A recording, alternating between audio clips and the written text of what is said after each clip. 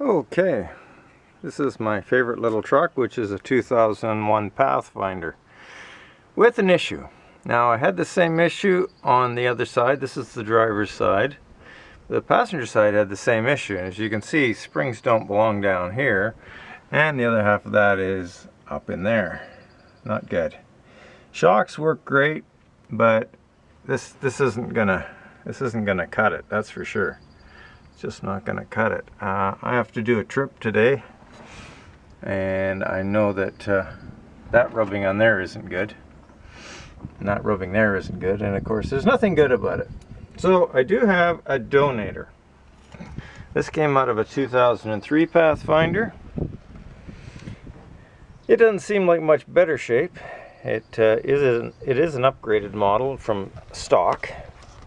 So I'm not sure what was going on here, but it provides protection. Now the things we got to look at here, which is quite simple actually, to replace these struts.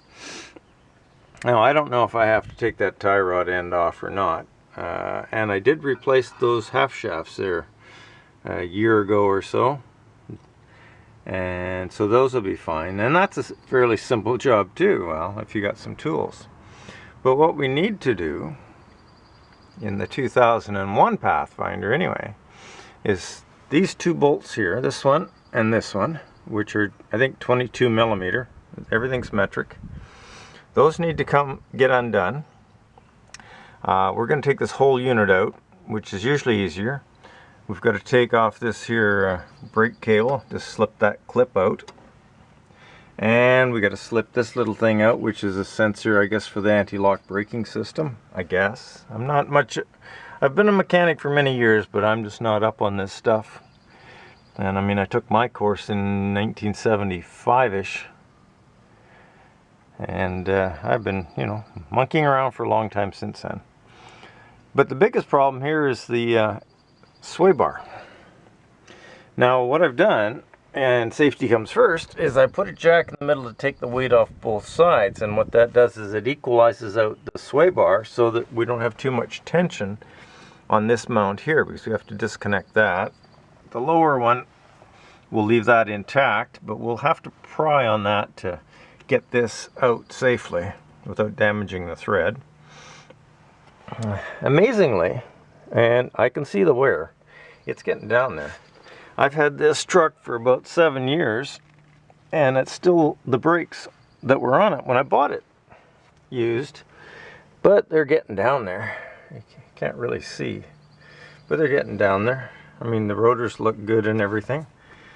It's a 5-speed, so I'm not hard on the clutch, and I'm not hard on the brakes, and they last a long time if you look after them. But it's been a great truck. Now we also have this here little bracket here, in which I've snapped off the bolt on the old one there. So I'm going to have to try and get that out first, and hopefully I can salvage that one, or I'll just have to get another metric nut. Right? Hi Dallas. How you doing? How you doing? I know you heard me talking. You got to come and say hello and put in your 2 cents worth. Can you speak? Can you speak? You want to talk? Yeah, you want to talk? Oh yeah, yeah. You gonna give me a hug? Gonna give me a hug?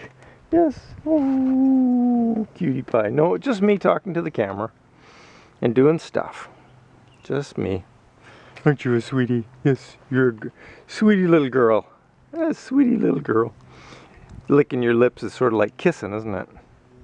Kissing to you, because if I do it, yeah, you get all excited. There you go. You like when I lick my lips. That's a sign of affection, I suppose. Yes, okay, well you go lay down, and I'm going to finish what I'm doing here, because I want to do this in basically one shot, and maybe a follow-up segment, I don't know. Okay, go lay down. Now, the other thing here we have to be concerned about, since we're replacing the whole tower, we only need to take out these 3 bolts. There's one there, and one back in here. Now, I could take all this contraption stuff off, but that's not easy because they've hidden a couple of bolts down the back here.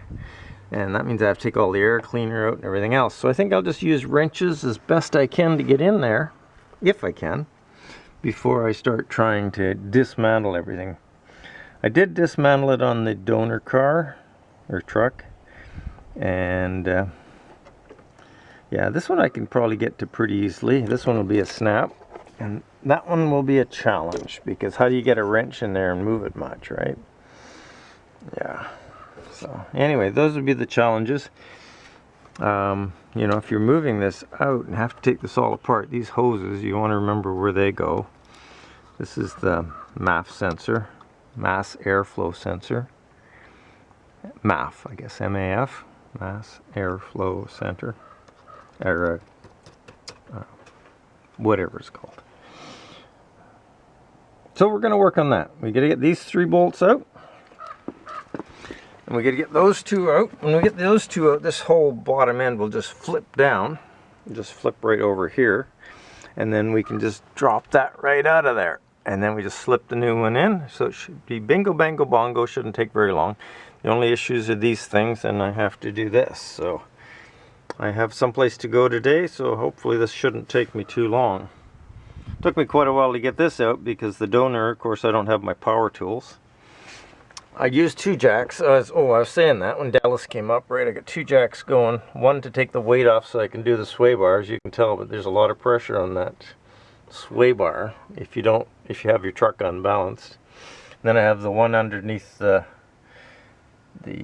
lower control arm, and I put a jack stand in underneath here for backup.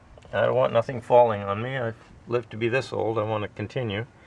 And I always throw the tire under the side here like that, because every little bit helps. And the other safety gear, of course, I'm going to use an impact gun instead of manual tools, which I did on the donor car, which makes it really awkward. And I'm not sure. I should be able to get the impact in there and just rotate that out, I suppose. And wear hearing protection. My ears are buzzing. I'm over 60.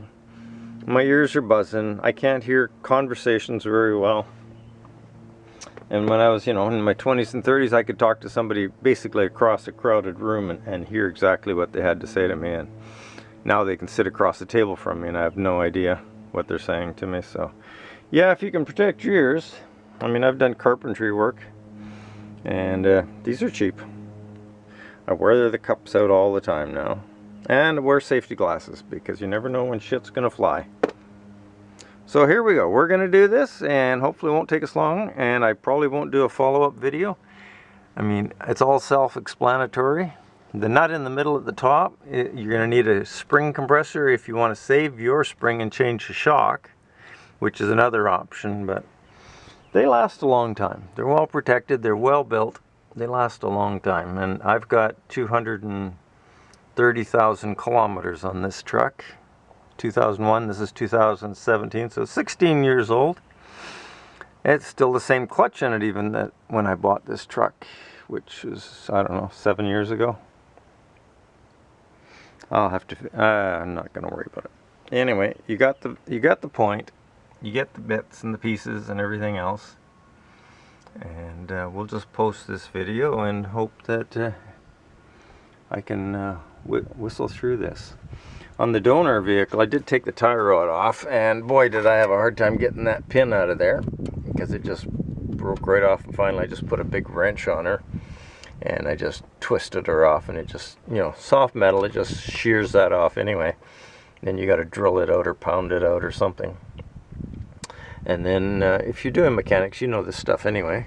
You know, I slam this with a big sledgehammer to break the cone joint apart there, if I need to do that. But I'm hoping I don't.